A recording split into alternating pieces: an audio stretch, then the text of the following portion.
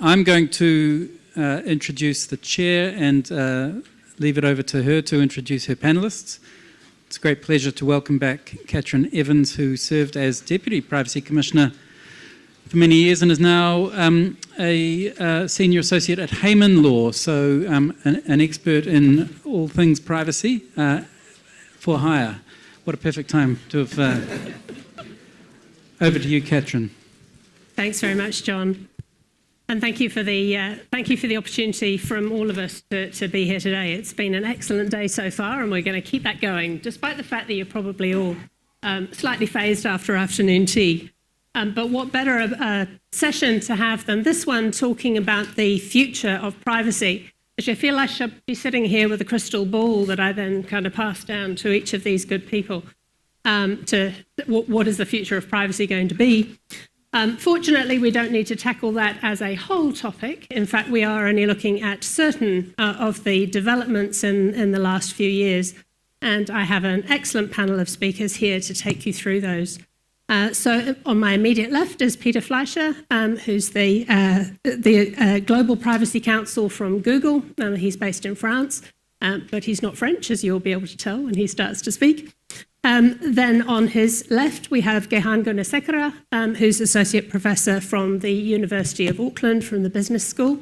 And last alphabetically, but very far from least, we have Andelka Phillips, who's a Research Associate at HeLEX, which is the Health Law, and Emerging Technologies in Oxford University.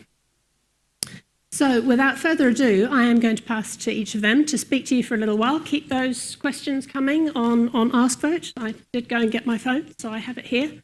And we can also call for questions from the floor. But without further ado, Peter. Well, thank you. My name is Peter Fleischer. I was Google's first privacy professional when we had a team of 1. We now have a team of 200. We spent a lot of time getting ready for the GDPR. We counted out the effort. It took 500 human years of work to get ready for GDPR. And that was a lot of effort. We've leavened it with some jokes. One of the jokes internally was, "You know a good GDPR consultant?" And I said, "Yes." Tell me her name. No. GDPR. Sorry. Oh, well, we thought it was funny at the time. We were desperate. I'm going to share some learnings about AI. I believe that technology drives the privacy debate. Tech industry, Google, and around. And I'm also delighted to be here because my home in Paris, I'm told by my neighbor, had a burning car under my window this morning, on Saturday morning, and tear gas wafting through the air in the neighborhood. Yeah. All right. Is that better? Yep. Okay. So I'm going to show some slides and just show off some of the stuff that Google is working on these days, which I personally found rather interesting. Sometimes alone, sometimes with partners. In this field, these are efforts of AI to engage in classification and filtering data. Those of you, I'm going to geek out a few times. So those of you who are interested in geeky kind of things, you'll love this. The first thing is to teach computers to recognize images. Even if the images are not labeled. You have to, of course, to teach a computer to understand what an image is. And in Google Photos now, you can search for a photo of a boat, even if a photo wasn't labeled as a boat, because we have image recognition software.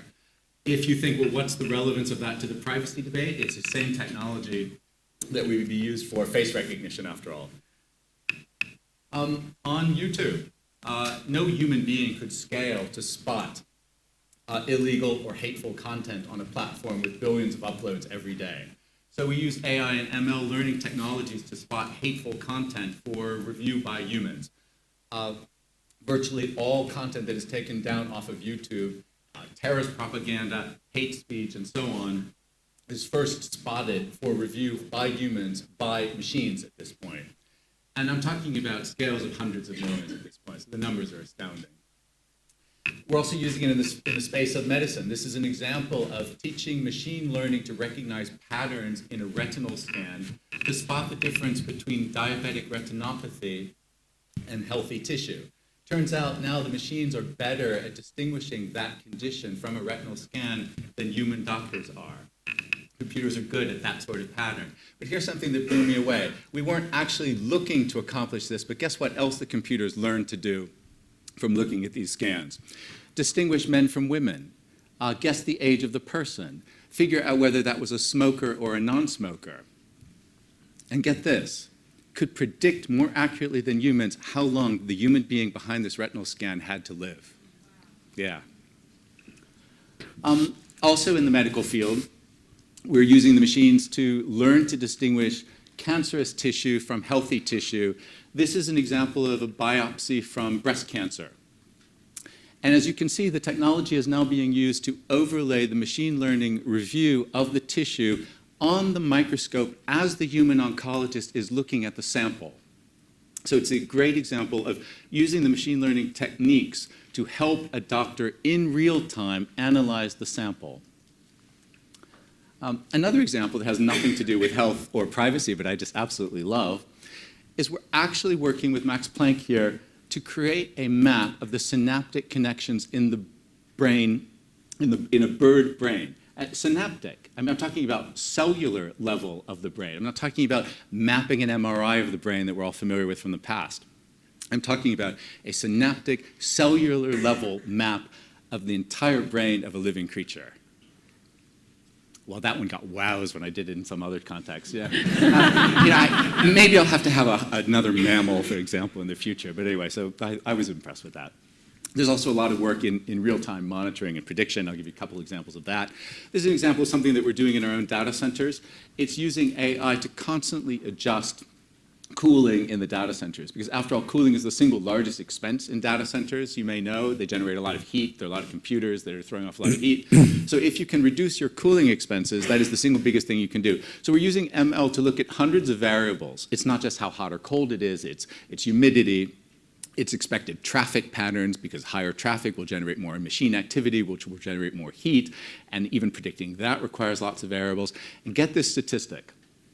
The machine learning algorithm that we developed for our own data centers saves 40% of the cooling bill for our data centers, 40. And for those of us who care about an overheating planet, this is the most exciting thing I've heard in a long time. And here's an example from India. As you all know, floods are a problem. We do live in a country where I understand it rains from time to time. Here, what we've mashed up is topographical maps, because with Google Maps and satellite imagery, we have topographical maps of places, in this case, India. And we have separate databases that predict weather and rain. By mashing them up, topography plus weather, there's a much more accurate prediction of when and where floods will actually happen. I thought that was completely cool. Another example, how to keep high-altitude balloons that are providing internet access in a particular space. And it's incredibly complicated to understand weather patterns and wind patterns at different altitudes in different places, especially in very remote places around the planet. So if you want to provide internet service from a balloon flying over the middle of sparsely inhabited places, largely, by the way, in the southern hemisphere, this is the technology that enables us to do that now. And in the health sector, there's lots of experiments going on right now that are using ML to help people understand what is likely to happen to patients in their hospital. We've done some work with the Veterans Affairs Administration in the US, and other hospitals around the world, in particular in the public sector. Some of the experiments are to predict when a particular patient is likely to have kidney failure, one of the largest causes of death of people who are in emergency care. And this is already in clinical use in various hospitals around the world. And an example that I particularly love, again, we're in a country that does have some earthquakes, and I happen to have gone to Harvard, so I'm fond of the place. We now have worked with them for an ML algorithm to predict, not earthquakes, we're not there yet, science isn't there yet, but to predict the likelihood, severity, and timing of the aftershocks after an earthquake. Well, I never thought I would see that in my lifetime, so I just am astounded by that. And finally, something new. Sometimes novelty surprises us, and then a year or two later, we all assume it's been there all along. This is one example. You just point your device at text, and you get real-time translation into any language that you want. We're doing real-time translation, machine learning, into over 100 language pairs, 10,000 different language settings. And the final slide, I don't know if any of you saw it, and I'm not going to do the demo here because it'll take us off in a different direction, but it's teaching computers to speak human language, to converse with us as humans to the point where we as humans speaking with the machine don't know that we're speaking with a machine unless the machine says, hi, I'm a machine. So when we do it, don't worry, because I know that will be the question, we will introduce this technology by insisting first the machine says, hi, I'm Google's assistant. Would you like to carry on a conversation with me to, say, book a restaurant or whatever it'll be? But again, there were people who were talking about the Turing test in technology, and I'll geek out. You remember the Turing test was a test of artificial intelligence to the point where a human could not distinguish they were speaking to a machine. And many people thought you would not see that in our lifetimes. And here it is. So anyway, I will stop there and we'll talk about the privacy of all of this later, but thank you. Just a question before we move on. It's high on our voting structure. One of the privacy issues, obviously, is being able to explain algorithms. Will or should regulators prevent use of algorithms that don't explain their decisions or accept that in many cases it's actually not possible to explain them? Yeah. What would your view be on that? Well, sometimes I just believe in looking at things with common sense. And the GDPR says you have to explain the logic of processing. Yeah. So in other words, you have to explain the logic, which is the old traditional of saying, what was the purpose of your processing? So if you're using a machine learning algorithm, I think you are obligated legally and ethically to say, look, I'm using machine learning algorithms, and here's why I'm using them. Here's what they are designed to do. Now, what you can't do is the actual processing of the data in the black box, because there's a certain serendipity to how that all works. But I think that makes sense. Sometimes, there's a lack of common sense the more people become experts in the field. So I was talking to some students the other day, and it was a session on how do you stay safe online? And I said, well, have a strong password with 8 characters. I looked out at the kids and I said, can anybody give me an example of 8 characters? And one kid sat up and said, Snow White and the 7 Dwarfs. So I thought, thank you. Some common sense for a change. I'm really enjoying that, Part of transparency is all about being open. Is also about being open about the data inputs, though. What's your view on being able to explain that, and particularly when it comes to being able to diagnose bias and discrimination in those data inputs? You may not be able to see into the black box, but you may not be able to explain, particularly in machine learning environments, exactly how that is evolving. But shouldn't people be able to understand that and test that? Sure. An independent security community, for example, might be able to test some of what you're doing. So indeed. Well, the machine learning algorithms are trained on data. I think we all understand that. And so the data sets are the things that they learn from. And they learn to understand the patterns. Like in some of my examples, they would have been fed thousands or many thousands of examples of tissue that had been labeled by humans as saying this is healthy tissue or this is cancerous tissue. And over time, the machines would try to learn the patterns that would distinguish one from the other. Not to have a human tell them that. They themselves would say, what were the indicia in the pattern set of one that was labeled by humans as cancerous and the other as non-cancerous? So that is what we mean by using data sets to train machines to teach themselves. Now, if you look at machine learning, you're always going to use data. And data is not always accurate. You use even my example of things labeled by humans. There may have been examples that were mislabeled, that were just wrong. The data was false. But if the data sets are large enough, the machines will learn to exclude false signals. So that's one way that machines, the higher the quality of the data training set, the better your algorithms will do at learning from them. So having things that have been properly labeled by humans is a big first step. Now, the question about bias isn't really in the training set so much. It's more in the output. It's more what does the thing do. Let me give you an example. Let's say you're using a machine learning algorithm to pick candidates for jobs. The machine learning, you might give them a lot of CVs and say, hey, these are the CVs of people who succeeded in their jobs in the past. Find new candidates who look like them. And you know what? It might do a very good job of exactly that. But if the candidates who had done well in the past were mostly male or mostly a certain age, the machine is not discriminating. It will simply say, I found a pattern of what was deemed to be quote-unquote success in the past, and I will continue to recommend similar sorts of CVs for recruitment in the future. That is what we mean by bias. And we as humans and societies don't want that output. So machines themselves have no bias. There is no discrimination in a machine.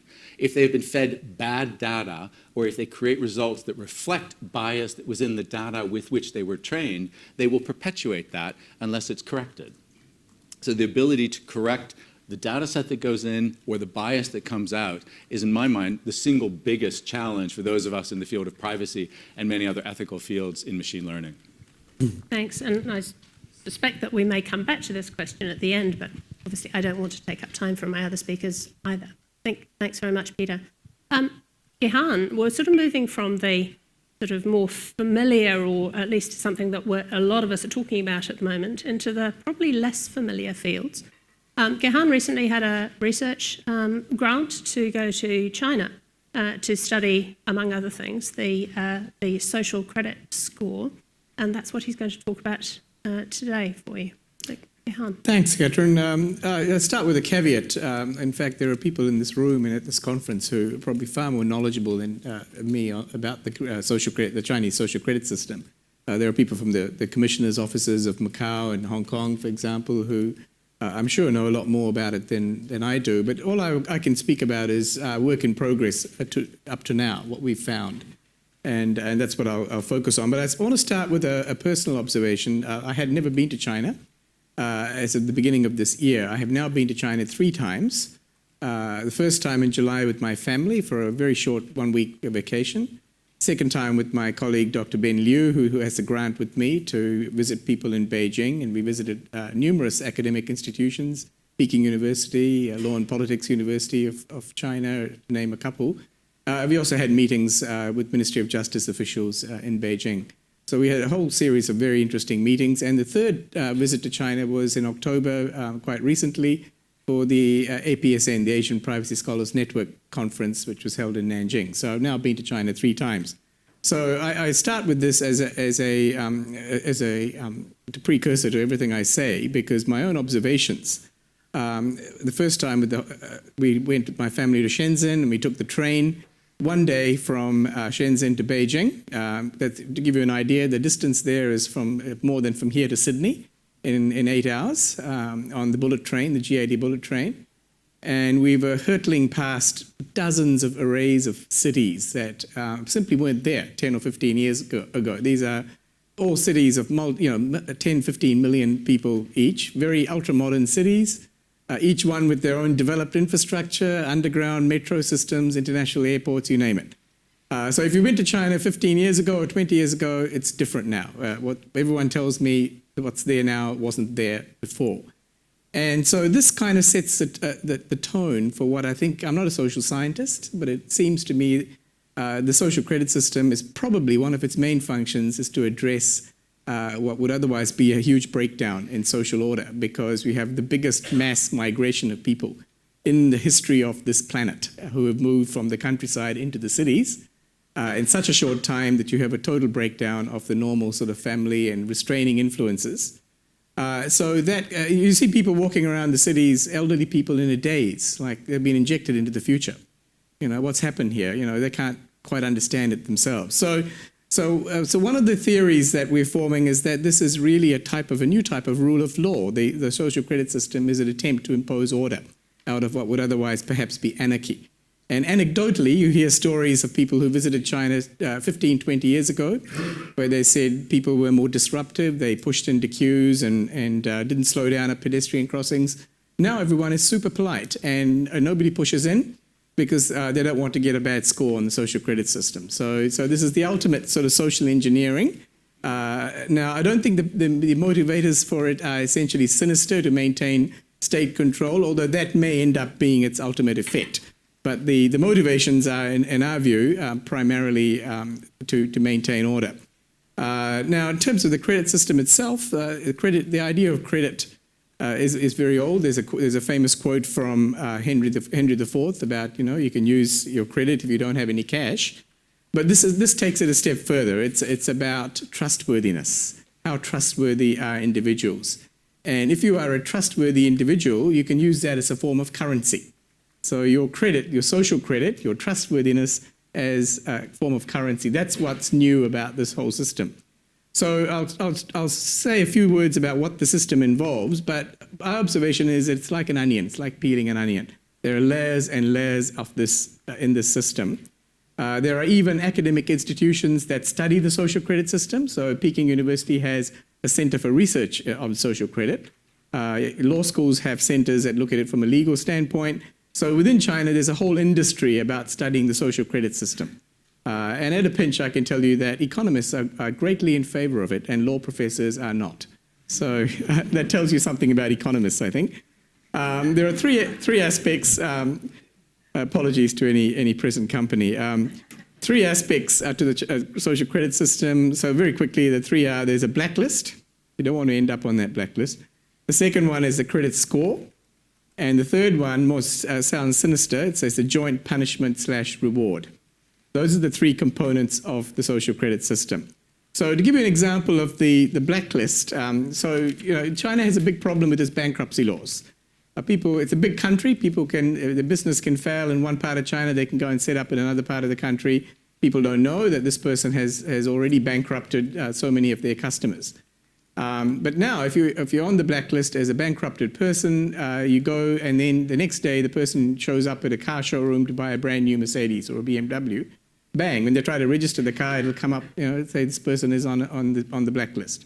They want to enroll their child in a top private school.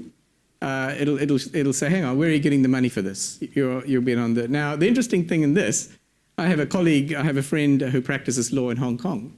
And he told me that this is very useful for him, for his clients, enforcing debts against people in China.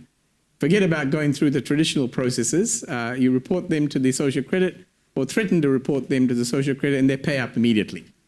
So there's an interesting example. Now there's a website, you can check this out. It's called www.creditchina.gov.cn. It's a Credit China website and it has lots of examples of other types of blacklisting. So there are people blacklisted for medical, here's some examples I've just randomly picked.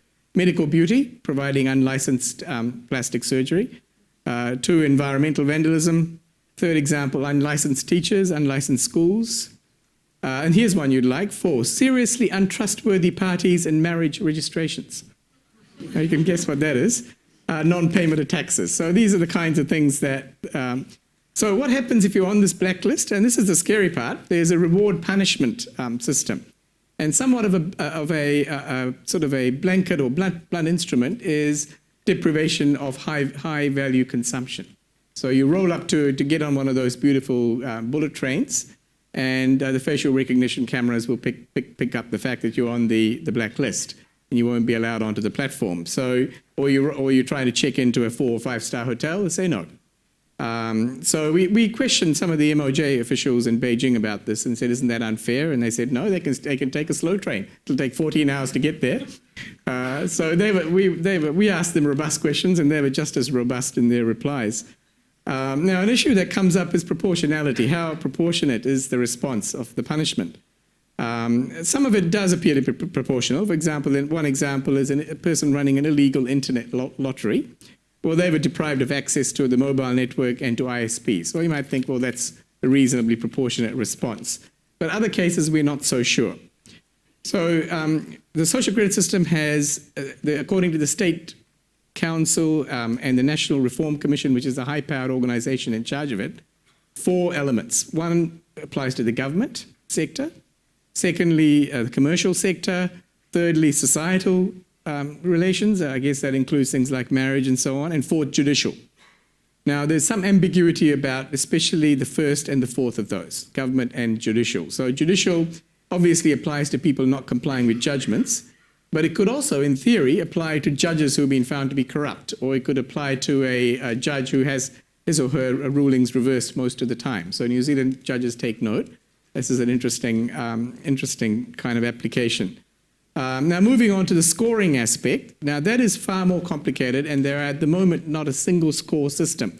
Bear in mind, the social credit system is going to go online and become an official government system in 2020. At the moment, it's only a pilot, and there are a number of individual scoring systems that are applying. The centralized scoring system has not yet been set up. That's our understanding.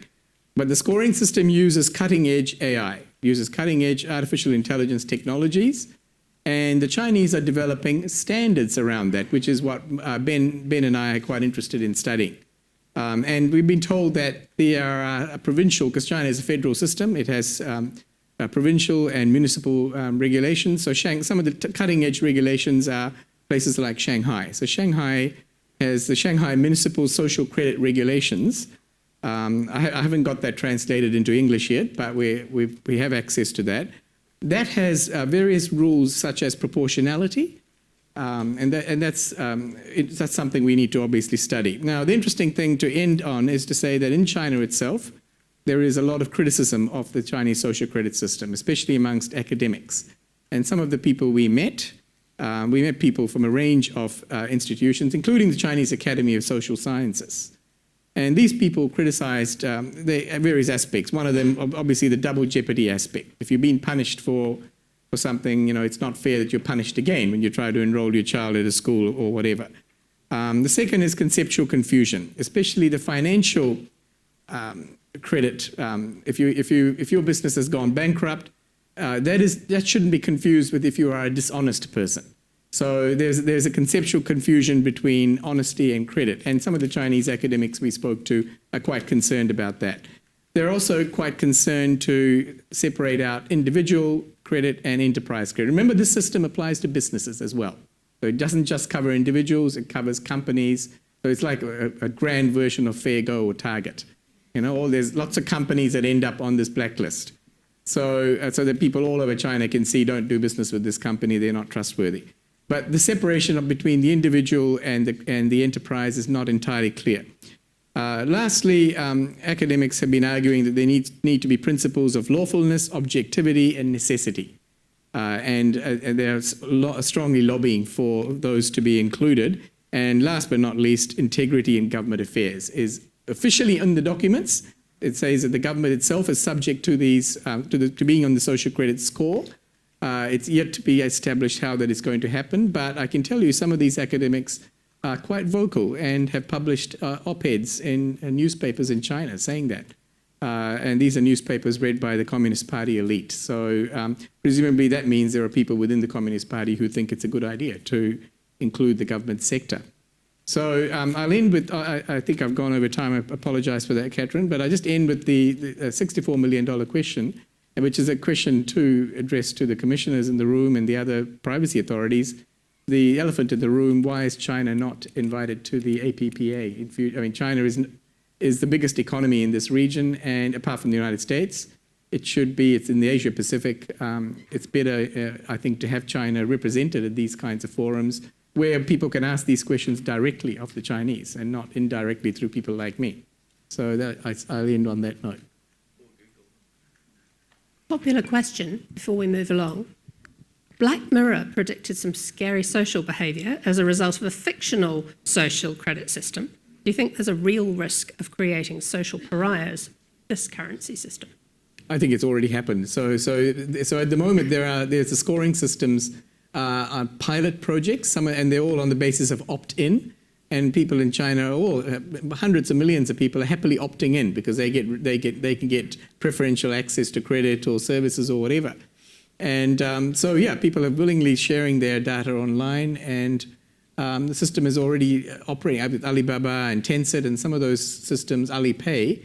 They're gathering vast amounts of data, and these are not under government directive. There's just those companies obviously see the need for this, and some of those people, yes, you can game it, obviously, but ultimately, as Peter will probably say, you can't game the AI because the AI can tell if you're trying to game it. Well, look, Gehan, if China's going to be this Orwellian, why stop there? Why not just have an ML program decide in advance your probability of having a negative social score and giving you that for life? Yeah, that is a risk. That is a risk. So the key thing from our point of view is to see if there are going to be legal safeguards around it. And I've heard from my sources that there is a privacy bill currently being drafted to be GDPR compliant, which is going to go. So we'll have to wait and see.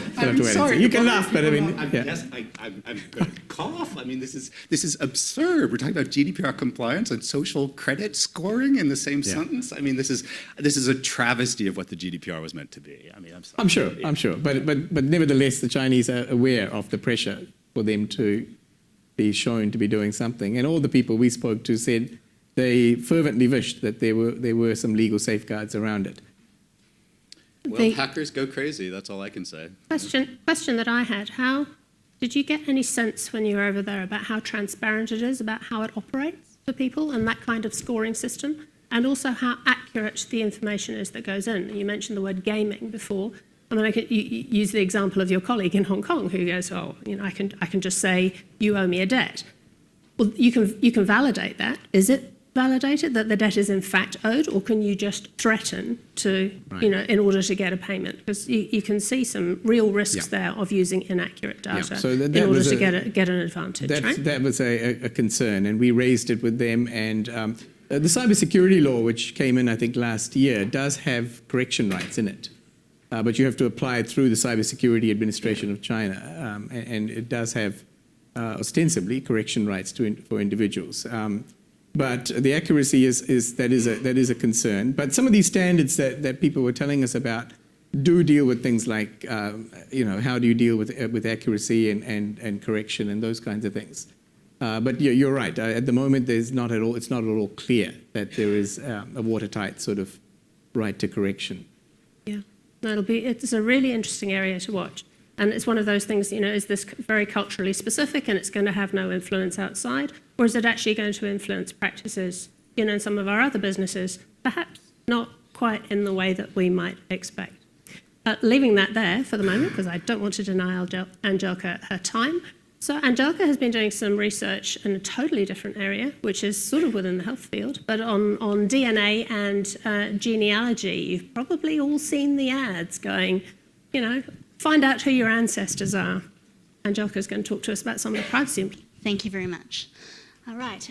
So as Katrine says, I've actually been looking at the world of personal genomics and direct-to-consumer DNA testing. And as this is quite a short talk, I'm going to be brief. I do have quite a few slides that I will skip over, but I am also happy to make them available because this is quite a complex area. And what I'd like to just highlight today is to put the person back into the system, because all of us have DNA, and thus all of us can think about purchasing these tests. And what I hope to do today is to stress the need for better regulation in this area in order to protect consumers, not just data protection, but also consumer protection, and just thinking about how we engage with different services online. So I've been looking at this industry for about a decade. I've just finished writing a book on regulation of the industry, which will be out next year. And I've also compiled a database of information about the industry. So I've got information about the location of companies and the types of services they offer. And I've also released some versions of my data set. So for those of you who really want to have a look at the industry, you're welcome to access my work on Zenodo. And I will also be publishing updated versions over the coming years. But one thing I'd like to stress is that, is this working? Yes. That there is, I'm not quite sure if this is no? Okay. Okay. I will just, that's interesting. Yeah. Okay, cool. Okay, so one thing I'd like to stress, though, is that the industry offers a spectrum of services. So I'm going to talk more about Ancestry because it's very popular at the moment, but the industry actually offers a range of tests ranging from health tests, some of which have been, a very limited number have been approved by the FDA in the US, but most of the health tests today have not been subject to pre-market review and they're not standardised, so you should consider using them with a grain of caution. Also, I would like to stress that ancestry tests have also not been standardised, so it is possible to get contradictory ethnicity estimates from different companies, which not everyone realises. But also, just to think about the nature of your DNA. So whenever we have a DTC test, we're essentially allowing for our DNA to be encapsulated in digital form.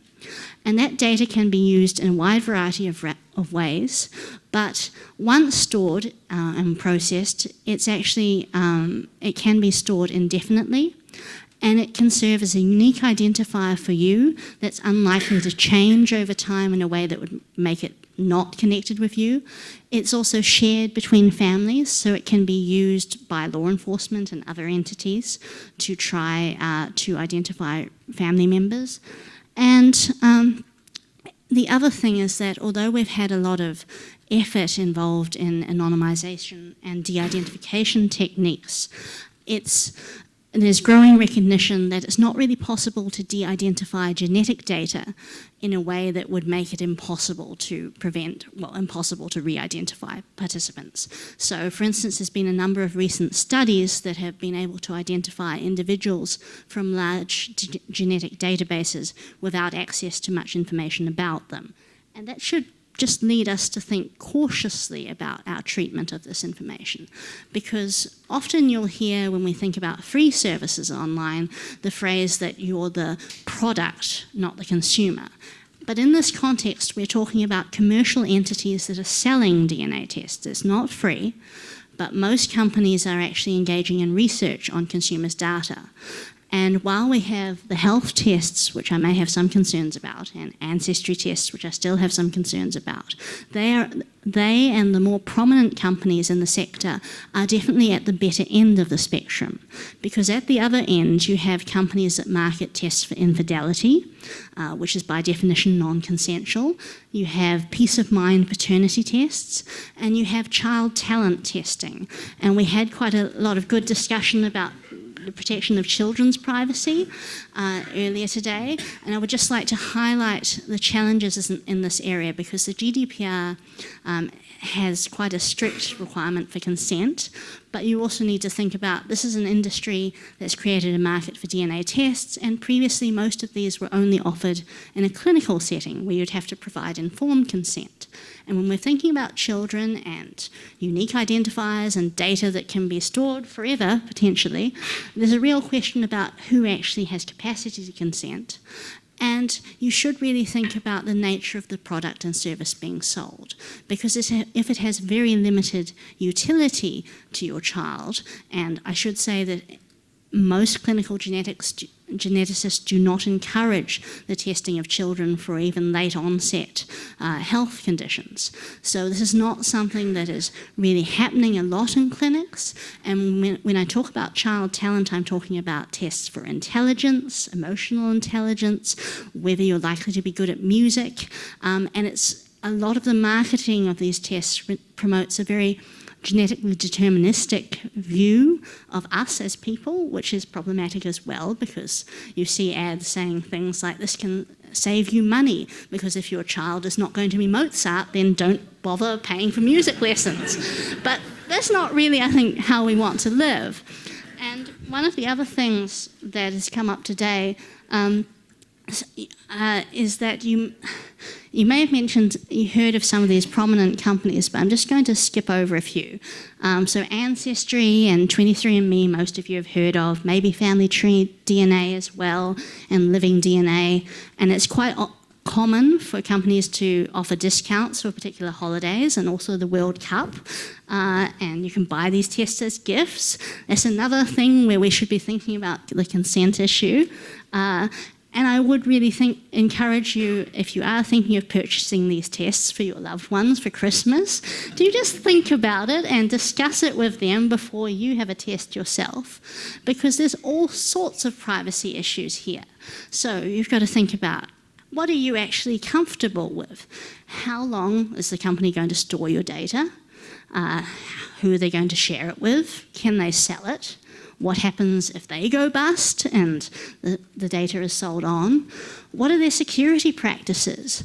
And are they using the data in research? And are there types of research that you would be more comfortable with your data being used in than others?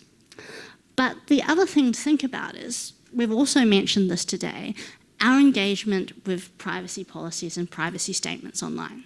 So most of you in this room will have engaged with a website and not read the privacy policy. You will have also not read the terms and conditions. And these documents are linked. And at the moment we have this strange scenario where, because privacy law and data protection, well, privacy law and data protection do have relevance to industry governance in this context, but we have had a lack of industry-specific governance, so companies have tended to rely on their electronic contracts and privacy policies to govern their relationships with consumers. And this means that you as the consumer should actually read all those terms and conditions. And that's, I'm going to stop in a minute, but this is just something I really wanted to highlight because someone else mentioned the work of the Norwegian Consumer Council earlier today and their Deceived by Design report, which looks into nudging and how web defaults can encourage people towards using or picking the most privacy invasive options. But the Norwegian Consumer Council has also done really good work on electronic contracts in their App Fail campaign, and they estimated that the average smartphone contains 250,000 words of application terms and conditions, which I would suggest that probably none of you in this room, even if you're really, really interested in it, have read all of that. And this is something that I would really like to stress to regulators and all policymakers to think about better design practices, how we actually could make contracts and privacy policies not just compliant with the law, but more fair and balanced, because we do really need to have a better system here. And I'm going to stop, but the other thing I do want to mention is secondary use of data in this context. And there's been quite a bit of press coverage in the last few months, particularly beginning with the Golden State Killer case. And in this context, this is a Californian case, a cold case, where law enforcement used the genetic genealogy database GEDmatch in order to find a potential suspect. And they actually found a suspect who they have arrested and who has been on trial in the States based on DNA samples that had been collected in the 70s and 80s. Now, this type of scenario is likely to really increase in the future. And there's also been a recent proposal and some interesting literature around the idea of a universal forensic DNA database. And this is something that I just would urge you to think carefully about. What are we giving up here? Do we really want everyone to be on file when they haven't done anything wrong? And just to think about all these issues around secondary use. But thank you very much.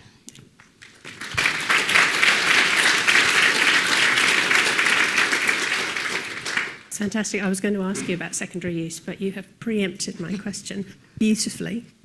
Just a couple of other things from our stream, because I don't want to omit them. Actually, I'll stick with Andelka for the moment. Any sort of hint that this is being used in insurance? I mean, there's issues about things being used in the insurance field when people have no idea what the information is, and this seems to be kind of potentially right. Not that I have anything against insurance. No, I know there's at least one in the room. Well, insurance is a good thing, yes, but there is the potential for this to be used against people's interests. And there have been a couple of examples already of insurance companies directly investing in direct-to-consumer DNA testing companies, and that's likely to continue. In the UK, there has been a moratorium by the UK Society of British Insurers that will not require people to reveal predictive genetic test results, but that's only a moratorium. Canada has recently introduced legislation that does protect people's rights in this context, and that's the Genetic Non-Discrimination Act, which was passed last year, and that actually allows people not to have to reveal if they've had a genetic test. But if you look at some of the contract terms online, 23andMe includes a clause that says that if you have a test with us and you don't reveal it to your insurer when you should have, you could be committing fraud. So most of these companies are trying to protect themselves. And if you are concerned about your insurance coverage and you also have health concerns, I would suggest thinking carefully about whether you actually want to have a test in a clinic, or if it's not urgent, can you wait till the industry matures a little bit, because it might just be a little bit safer. Yeah. Cool.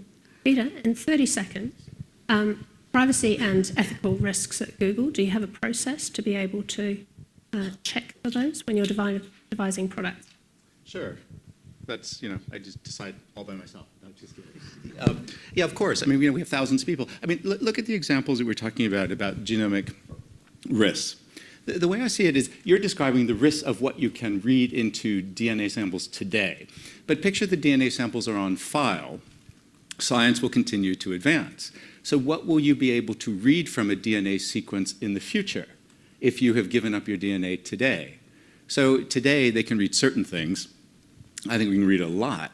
I think a very good definition of an oxymoron is an anonymized DNA. Oh? I mean, I don't care that you strip my name. The only identifier that is unique to my biological entity for life is DNA, after all.